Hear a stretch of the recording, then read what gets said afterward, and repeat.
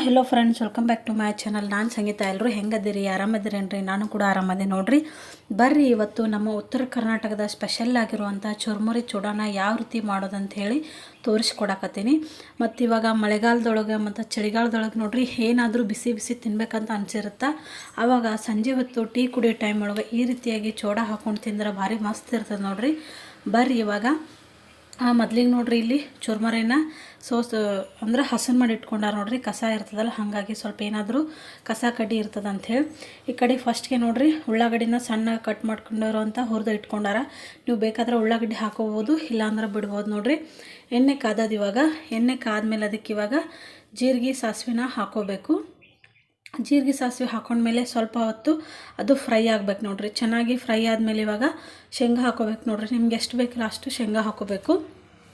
ಜಾಸ್ತಿ ಶೇಂಗಾ ಪುಟಾಣಿ ಹಾಕೊಂಡ್ರೆ ನಡ್ಬಾರ್ಕ ಚೂಡ ತಿನ್ಬೇಕಾದ್ರೆ ಮಜಾ ಬರ್ತದೆ ನೋಡ್ರಿ. ಒಂಥರ ಅದು ಶೇಂಗಾ ಅದು ಪುಟಾಣಿ ಏನು ತಿಂತಿರ್ತೀವಲ್ಲ ಒಂಥರ ಟೇಸ್ಟ ಕೊಡ್ತದ್ರಿ ಅದು ನೋಡ್ರಿ. ಇವಾಗ ಶೇಂಗಾನ ಕೂಡ ಹಾಕಿ ಫ್ರೈ ಮಾಡ್ಕೋಬೇಕಾಗತ್ತೆ. ಚೆನ್ನಾಗಿ ಅದು ಎಣ್ಣೆ ಒಳಗೆ ಫ್ರೈ ಆಗಬೇಕು. ಅಲ್ಲಿವರೆಗೂ ಅದನ್ನು ನಾವು ಫ್ರೈ ಮಾಡ್ಕೋಬೇಕಾಗತ್ತೆ. ನಮ್ಮ ಉತ್ತರ ಕರ್ನಾಟಕದ ಕಡೆ ನೋಡ್ರಿ ಯಾವುದೇ ಒಂದು ಫಂಕ್ಷನ್ ಇರಲಿ, ಏನೇ ಮದುವೆ ಇರಲಿ, ಏನೇ ಇರಲಿ, ಫಸ್ಟಿಗೆ ಬೀಗರಿಗೆ ನೋಡ್ರಿ ಚುರ್ಮರಿ ಚೂಡ ಹಾಕಿ ಕೊಡ್ತಾರೆ. ಮತ್ತು ನಮ್ಮ ಉತ್ತರ ಕರ್ನಾಟಕದ ಹೋಟೆಲ್ಗೆ ಬಂದ್ರೆ ನೋಡ್ರಿ ಚುರ್ಮರಿ ಚೂಡ ಅಂತೂ ಇದ್ದೇ ಇರ್ತಾವೆ ನೋಡ್ರಿ. ಚುರ್ಮರಿ ಚೂಡ ಬಜ್ಜಿ ತುಂಬಾ ಫೇಮಸ್ ಅಂತ ಹೇಳ್ಬೋದು. ಇವಾಗ ನೋಡ್ರಿ ಪುಟಾಣಿದು ಹಾಕಿದ ಮೇಲೆ ಇವಾಗೇನು ಬೆಳ್ಳುಳ್ಳಿ ಜಜ್ಜಿ ಇಟ್ಕೊಂಡಿದ್ದೀವಲ್ಲ, ಬೆಳ್ಳುಳ್ಳಿನ ಕೂಡ ಹಾಕ್ಕೊಳಕತ್ತೀವಿ. ಚೆನ್ನಾಗಿ ಬೆಳ್ಳುಳ್ಳಿನ ಫ್ರೈ ಮಾಡ್ಕೋಬೇಕಾಗತ್ತೆ ನೋಡ್ರಿ. ಪುಟಾಣಿ ಇವಾಗ ಹಾಕಿಲ್ಲ, ಬೆಳ್ಳುಳ್ಳಿ ಫ್ರೈ ಆದಮೇಲೆ ಹಾಕ್ಕೊಳತ್ತೀವಿ ನೋಡ್ರಿ.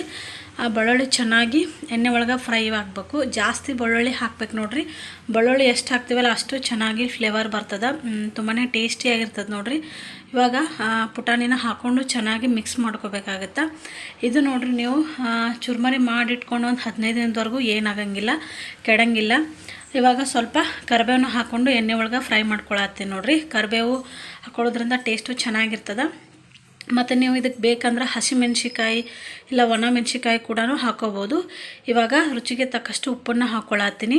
ಉಪ್ಪನ್ನು ಹಾಕ್ಕೊಂಡ್ಮೇಲೆ ಸ್ವಲ್ಪ ಚೆನ್ನಾಗಿ ಮಿಕ್ಸ್ ಮಾಡಬೇಕಾಗುತ್ತೆ ನೋಡ್ರಿ. ನೀವು ಸ್ವಲ್ಪ ಉಪ್ಪನ್ನು ಕಡಿಮೆನ ಹಾಕೋರಿ, ನಿಮ್ಗೆ ಆಮೇಲೆ ಬೇಕಾದ್ರೆ ನೀವು ಹಾಕೋಬೋದು. ಇವಾಗ ಗೊಡ್ಡು ಖಾರ ಪುಡಿ ಹಾಕಕತ್ತೀವಿ ನೋಡ್ರಿ. ಅಂದ್ರೆ ಗೊಡ್ಡು ಖಾರ ಪುಡಿ ಅಂತಂದ್ರೆ ಕೆಂಪು ಖಾರ ನೋಡ್ರಿ. ಅಚ್ಚ ಖಾರದ ಪುಡಿ ಅಂತಿರಲ್ಲ, ನಮ್ಮ ಕಡೆ ನಾವು ಗೊಡ್ಡು ಖಾರ ಪುಡಿ ಅಂತ ಹೇಳ್ತೀವಿ. ನಿಮ್ಗೆ ಖಾರಕ್ಕೆ ಅನುಸಾರವಾಗಿ ಖಾರದ ಪುಡಿ ಹಾಕೋರಿ. ಖಾರ ಪುಡಿ ಹಾಕೊಂಡ್ಮೇಲೆ ಸ್ವಲ್ಪ ಅರ್ಶಿಣ ಪುಡಿ ನೋಡ್ರಿ, ಎಷ್ಟು ಬೇಕಲ್ಲ ಅಷ್ಟು ಅರ್ಶಿಣ ಪುಡಿ ಹಾಕ್ಕೊಂಡು ಚೆನ್ನಾಗಿ ಮಿಕ್ಸ್ ಮಾಡಿದ್ರೆ ಚುರ್ಮರಿ ಚೂಡದ ಒಗ್ಗರಣೆ ರೆಡಿ ಆಗುತ್ತೆ. ಮತ್ತು ಇವಾಗ ಚುರ್ಮರಿ ಏನು ಹಸನ್ ಮಾಡಿ ಇಟ್ಕೊಂಡಿದ್ದೀವಲ್ಲ ಅದಕ್ಕೆ ಇವಾಗ ಸ್ವಲ್ಪನೇ ಹಾಕ್ಕೊಂಡು ಚೆನ್ನಾಗಿ ಮಿಕ್ಸ್ ಮಾಡ್ಕೋಬೇಕು ನೋಡ್ರಿ. ಈ ರೀತಿ ಮಿಕ್ಸ್ ಮಾಡ್ಕೊಂಡ್ರೆ ಚುರ್ಮುರಿ ರೆಡಿ ಆಗುತ್ತೆ. ಎಲ್ಲದನ್ನು ಮಿಕ್ಸ್ ಮಾಡ್ಕೊಂಡು ಆದಮೇಲೆ ಇದನ್ನು ನಾವು ಒಂದು 5 ನಿಮಿಷ ಸಣ್ಣ ಉರಿ ಒಳಗೆ ಇದನ್ನು ಬೇಯಿಸ್ಕೋಬೇಕಾಗುತ್ತೆ. ಬೇಯಿಸ್ಕೊಂಡ್ರೆ ಏನಾಗುತ್ತೆ ಅಂದ್ರೆ ಅದು ಕರುಮ್ ಅಂಥೇಳಿ ತುಂಬಾ ಚೆನ್ನಾಗಿರ್ತದೆ ನೋಡ್ರಿ. ಈ ರೆಸಿಪಿನ ನೀವು ಟ್ರೈ ಮಾಡಿರಿ. ಮತ್ತು ಯಾರಾದರೂ ನಮ್ಮ ಉತ್ತರ ಕರ್ನಾಟಕ ಕಡೆ ಬಂದಿದ್ರೆ ಈ ರೆಸಿಪಿನ ಟ್ರೈ ಮಾಡಿದರೆ ಹೇಳ್ರಿ. ಮತ್ತು ಈ ರೆಸಿಪಿ ನಿಮಗೆ ಹೆಂಗೆ ಅನ್ನಿಸ್ತು ಅನ್ನೋದನ್ನು ಹೇಳ್ರಿ. ಈ ವಿಡಿಯೋ ನಿಮಗೆ ಇಷ್ಟ ಆಗಿದ್ರೆ ಲೈಕ್ ಮಾಡಿ, ಶೇರ್ ಮಾಡಿ, ಕಮೆಂಟ್ ಮಾಡಿ, ಮತ್ತು ಸಬ್ಸ್ಕ್ರೈಬ್ ಮಾಡೋದನ್ನು ಮರಿಬೇಡ್ರಿ. ಅದು ಎಲ್ಲನೂ ಮಿಕ್ಸ್ ಆದಮೇಲೆ ಆವಾಗಲೇನು ಉಳ್ಳಾಗಡ್ಡಿ ಕರೆದು ಇಟ್ಕೊಂಡಿದ್ದೀವಲ್ಲ ಅದನ್ನು ಮೇಲ್ಗಡೆ ಹಾಕಿದ್ರೆ ಫೈನಲಿ ನಮ್ಮದು ಚೂಡ ರೆಡಿ ಆಗುತ್ತೆ ನೋಡ್ರಿ.